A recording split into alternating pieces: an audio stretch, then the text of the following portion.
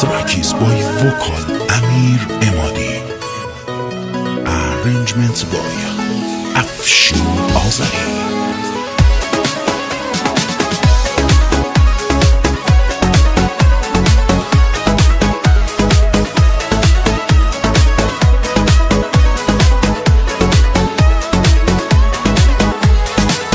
یه چند روزه با هم کاری نداری، منم و این دل حالی به حالی. خودم از خودم ای دارم میپرسم که تو منو دوستم داری نداری. یه کمی از یه دندگی تو کم کن، آخه یه فکری به حال دلم کن.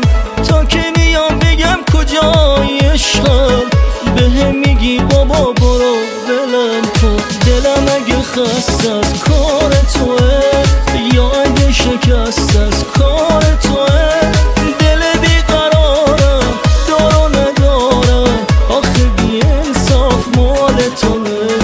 دلم اگه خسته از کار توه یا اگه شکست از کار توه، دل بیقرارم دار و ندارم، آخه بی انصاف مال توه.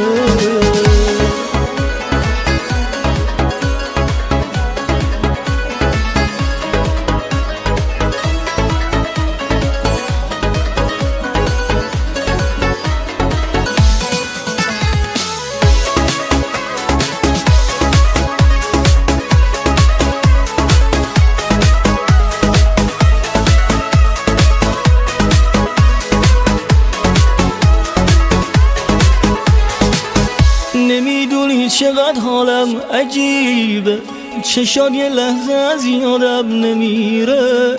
یه وقتایی که سرگرمم به کاری، یه هایی بی هوا گریم میگیره. غرورم خوبه ولی تا یه حدی، یعنی چی یه هایی گذاشتی رفتی. منی که این همه تو رو میخوامت، یعنی چی این چه کاری بود تو کردی. دلم اگه خسته از کار توه یا اگه شکست از کار توه، دل بیقرارم دار و ندارم، آخه بی انصاف. دلم اگه خسته از کار توه یا اگه شکست از کار